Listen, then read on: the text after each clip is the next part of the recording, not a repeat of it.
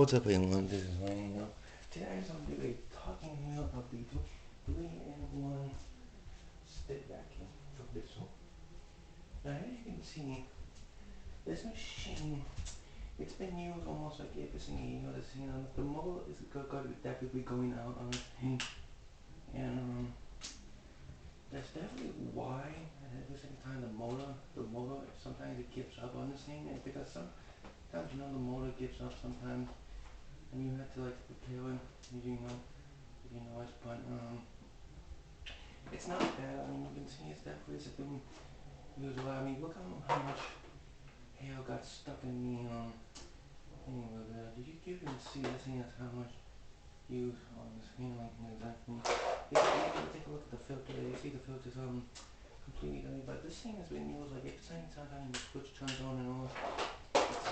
It's really how much you need. I like the UVs in. I know it's got some scratches on it, but like I said, it's been used almost like every single year in this thing. But I mean, this thing's been used almost like a single year. And you notice then, if you have something like this aluminum, like all this stuff over here, you can basically just use like everything you want. So you know what I mean.